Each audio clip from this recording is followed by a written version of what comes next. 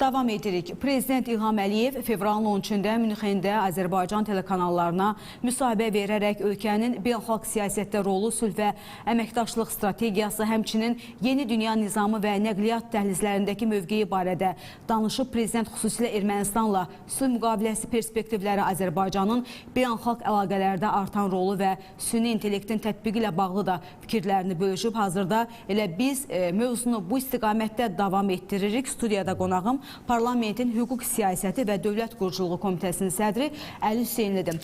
Əli müəllim, hər vaxtınız xeyir olsun. Hər vaxtınız xeyir olsun. Təşəkkür edirəm. Son bir neçə günü Azərbaycan üçün çox mühüm və zəngin bir həftə kimi də xarakterizə edə bilərik. Çünki Prezident İlham Əliyevin Münxen Təhlükəsizlik Konfransında səfəri başladı, ardınca Serbiya səfəri gerçəkləşdi və istərdim birinci Münxendən başlayaq və orada siz izlədiniz, cənab Prezident panellərdə də çıxışlar elədi, qlobal siyasi məsələlərlə bağlı öz fikirlərini səsləndirdi.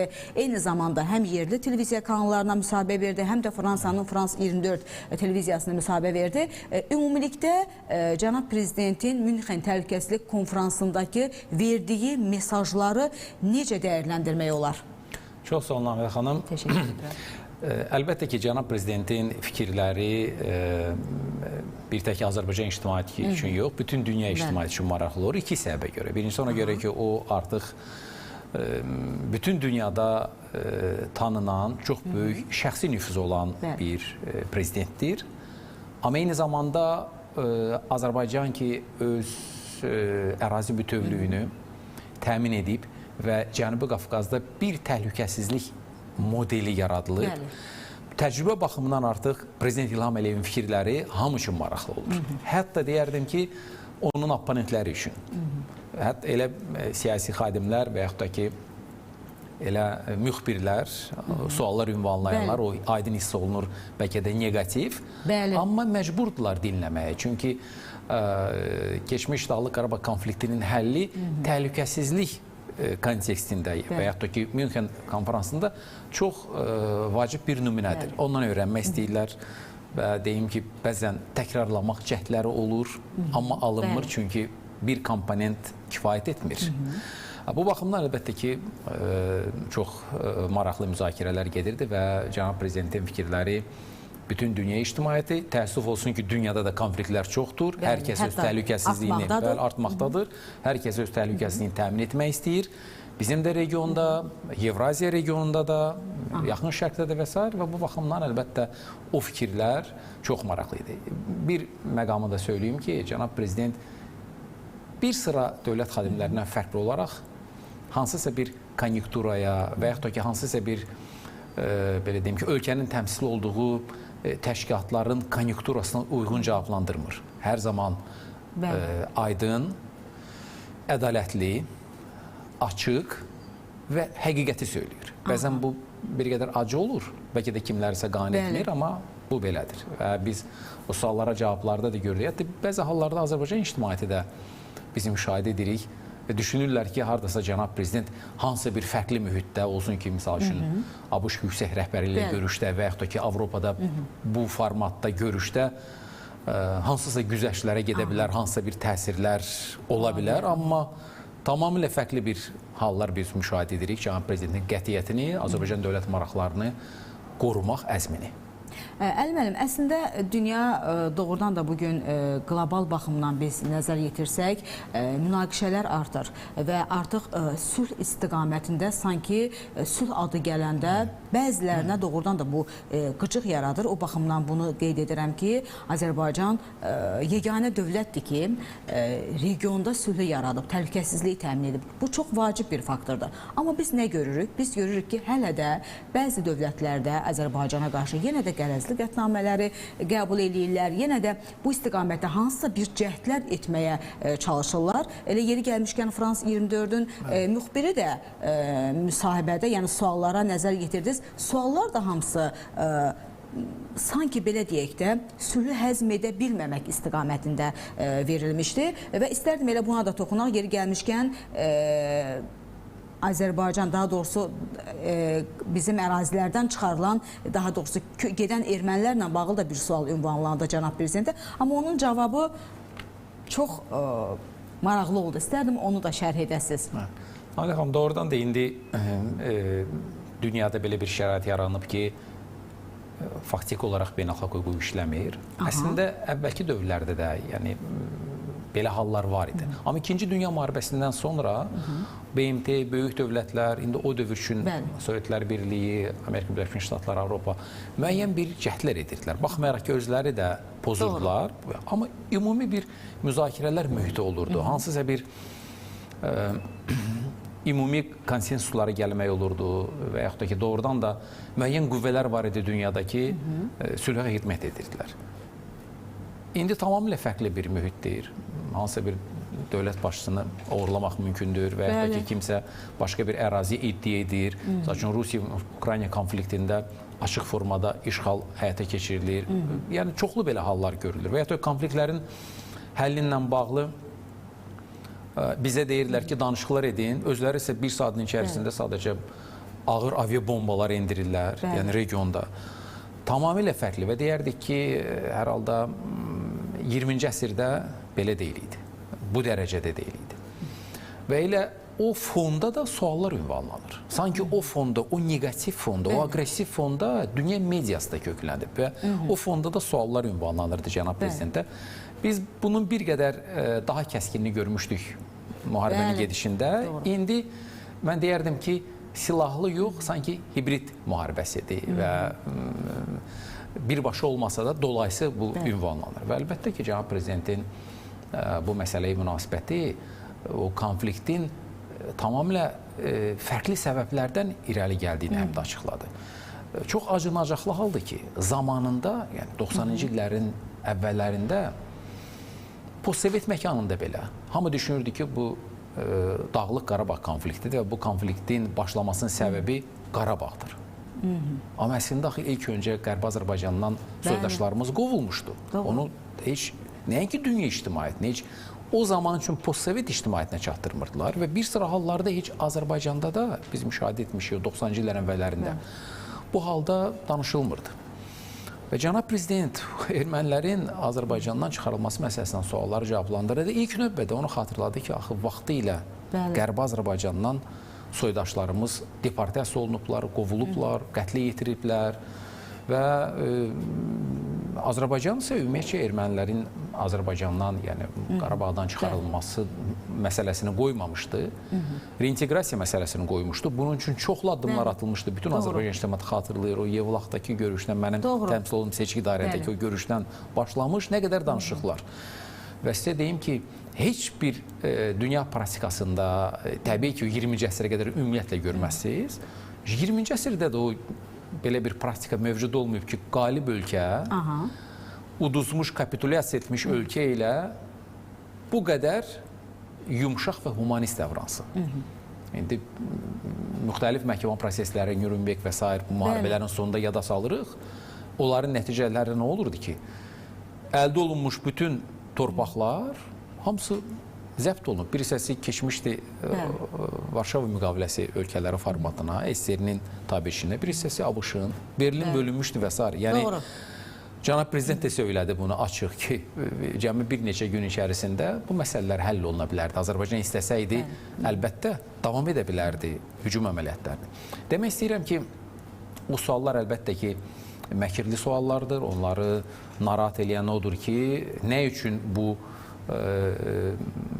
konflikt belə sonuçlanıb və özləri düşünürlər ki, bu güya ədalətsiz olub. Amma bugün cənab prezidentin, Ali Baş Komandanın və Azərbaycan cəmiyyətinin bütövlükdə davranışı yeri gəlmişkən elə bu ərəfədə Azərbaycan ictimaiyyətinin də bir dərin masada görüşü oldu Ermənistanda.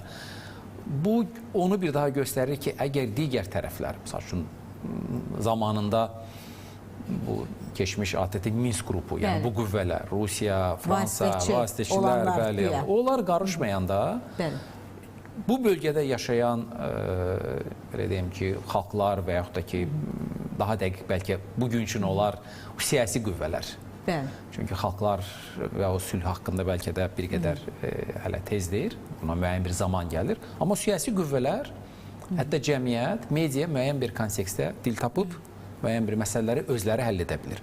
Bu həm də açıq mesajdır ki, bu məsələlərə müdaxilə ehtiyac yoxdur. Doğru. Əvvəl bir qüvvələr müdaxilə edib, indi isə biz fərqli bir qədər tərəflər özləri...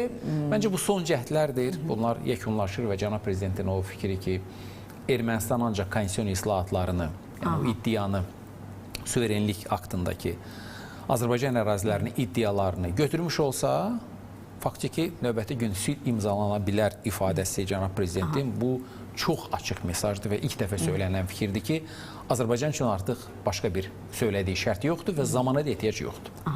Əlbəttə, növbəti sualım düşünürəm ki, həm də bir hüquqşünas olaraq sizin verə biləcəyiniz cavab olacaq. Əsrin məhkəməsi başa çatdı.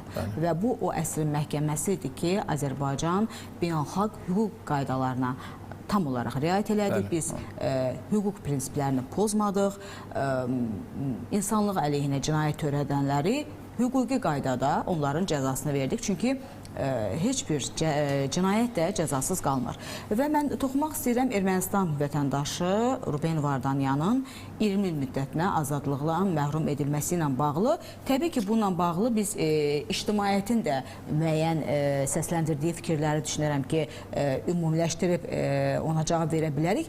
Belə bir iddialar da səslənir ki, niyə görə digərləri vardı ki, onlara ömürlük cəza verildi. Amma Ruben Vardanyana 20 il. Hətta düşünənlər vardı ki, buna da ömürlük cəza verilməlidir. İstərdim bir hüquqşünas olaraq bunun bu proseduru izah edəsiniz ki, hansı əsaslara görə ona ömürlük cəza verilmədi? Namidə xanım, istərdim ilk növbədə ona söyləyim ki, necə Azərbaycan müharibə zamanı beynəlxalq humanitar hüquqa böyük ehtiram nümayiş etdirmişdi. Bunu hamımız xatırlayırıq. Ermənistandan fərqli olaraq. Elə də separatistlərin məhkəmə prosesi də beynəlxalq hüquqa, ədalət mühakiməsinin prinsiplərinə tam uyğun həyata keçirildi. Və cənab prezident yenə də qayda o suallara cavab verərkən söylədi ki, onlar tərcüməçi ilə, vəkil ilə təmin olunmuşlar. Onların bütün prosessual hüquqları qorunub. İndi biz bilirik onların saxlama şəraitində. Yeri gəlmişkən müqayisə etmək olardı da, Azərbaycanlılar da olub ki, Ermənistanda həbsdə olublar və biz onların, belə deyək ki, Azərbaycana qaytarıldıqdan sonra cənab prezidentin təkidinlə və siyasətindən onların nə vəziyyətdə olduğunu görmüşük. Tamamilə fərqli bir mühit görürük. Bu bizim, belə deyim ki, dövlətin simasıdır. Bu bizim simamızdır və məncə bu düzgün bir siyasətdir. Çünki qalib tərəf həm də alicənab davranır. Və bütün narahatçılıqlara, emosiyalara baxmayaraq, axı biz izləyirik zərər çəkənlərin emosiyalarını. Bizdə o Xocalı soyqırımı, Qaradağlı və yeri gəlmişkən Vardanyanın o məhkəmə prosesinin yekunu Qaradağ soyqırımı günü ilə 17 fevralla faktiki eyni gündədir. Yəqin bu da müəyyən bir rəmzi məna daşıyır. Yəni biz tam bölüşürük zərər çəkənlərin, bütövlükdə Azərbaycan xalqının ağrılarını. Amma eyni zamanda Azərbaycan hüquqi dövlətdir. Bütün prosedurları nəzərə alır və həm də biz bilirik ki, sonra onlar hansı bir formada başqa səviyyələrdə mübahisələndirməyə cəhd eləyə bilərlər. Bilirik ki, onlar dayanmayacaqlar, belə deyim ki. Təbii ki. Həm milli məhkəmə müstəvisində, həm sonra bəlkə də fərqli beynəlxalq məhkəmə formasında. Ona görə bu prosedurlar tam qanuna uyğun həyata keçirilib. Bir müqayisəni də aparmaq istəyirəm. Biz bəzən o beynəlxalq məhkəmələri söylüyoruz, Nürnberg, yəni beynəlxalq cinayətlər törətmiş şəxslərə qarşı məhkəmələr. Müəyyən paralellik var, amma bu məhkəmə əsrin məhkəməsidir. Çünki Nürnberg prosesində qalib tərəflər birləşib bu proses edirdilər. Və heç bir tərəf bir-birinə təzyiq eləmirdi. Azərbaycandakı bu ədalət məhkəməsi deyərdim ki, dünya. O fərqli bir mühitdədir. Siz söylədiyiniz kimi, hər tərəfdən təzyiq. Təzyiqlərin bir hissəsini biz müşahidə etdik Rusiyadan, bir sıra ictimai nümayəndələri, Zatulin, Salavi və s. müəyyən dairələrin fikirləri, Avropadan biz onları görürük. Fransanın qətnamə qəbul olundu. Yəni bizdə həyata keçirilən bu məhkəmə prosesi nə Nürnberg, nə Ruanda, nə Yugoslav məhkəmələri kimi, belə deyim ki, tam dünya ictimai tərəfindən də dəstəkləmir. Biz onların əleyhinə olan qüvvələri də görürdük. Ona görə prosedurlar tam şəffaf həyata keçirilib milli məhkəmə formatında. Müqayisə bilsiz kimlə etmək olar, hansı dövrlə etmək olar? Ancaq 67-ci ildə belə bir separatizm cinayətləri olub, o zaman Ulu Öndər Heydər Əliyev təhlükəsizlik orqanı rəhbər olanda yenə də Xocavənd Qaradağ kəndində tarixi bir dövrdür və o zaman Heydər Əliyev nail olmuşdu ki, həmin o erməni separatçılar cəzalansın. Məsəl üçün, Sovetlər Birliyi çərçivəsində bunu etmək mürəkkəb idi, çünki milli siyasət var idi xalqlar arasında, dostluq və s. Amma Heydər Əliyev nail olmuşdu. Mən hesab edirəm ki, tarixdə bəlkə ilk dəfədir və doğrudan da ilk dəfədir ki, separatçılar, yəni bu bölgədə separatçılar, daşnaqlar cəzalanırlar. İndi tarixə biz qayıda bilərik başqa bir formatda, bəlkə də daha geniş mövzular. Və mən istərdim siz jurnalistlərə də sual ünvanlayayım ki, misal üçün 1918-ci ilin mart soyqırımını törədən daşnaqlar sonra Cümhuriyyət qurulub, Azərbaycanda dövlət, ədliyyə, məhkəmə islahatları cəzalanıbmı? Yeri gəlmişkən, Əli müəllim, elə 1918-ci ildə mart soyqırımında bizə qarşı həmin o daşnaqlar soyqırım siyasəti həyata keçiriblər, amma onları o zaman bağışlayıblar bildiyim qədərilə. Amnistiya qərarı hazırlanması olub. Amma biz ona görə əsrin məhkəməsi deyilik, bu birinci əsrin məhkəməsi deyil. Həmin dövrdə də əsrin məhkəməsi olub. Amma o zaman, bu zamanki kimi onlar, belə deyək, cavab verə bilməyiblər. Amma Azərbaycan hökuməti bu dəfə də prinsipial nümayiş etdirdi. Düşünürəm ki, biz bunu unutmamalıyıq. Bəzən əsrin məhkəməsi deyirlər, bu ilk əsrin məhkəməsi deyil. Amma o baxımdan ilk əsrin məhkəməsidir ki, bəli, biz beynəlxalq hüququn qaydalarına riayət eləmişik. Və nəhayət onu söyləyeyim ki, əlbəttə ki, yenə də burada insanların emosiyasını, fikirlərini biz tam başa düşürük. Çünki bir qrup şəxslər ömürlük həbs cəzasına məhkum olundular, var da yəni 20 il. Amma birincisi biz onu nəzərə almalıyıq ki, dövlətin mövqeyi, yəni dövlət ittihamçısı simasında, çünki o ittihamçı dövlət ittihamçısıdır. Bu mövqedir. Ömürlük həbs cəzası tələb olunmuşdur.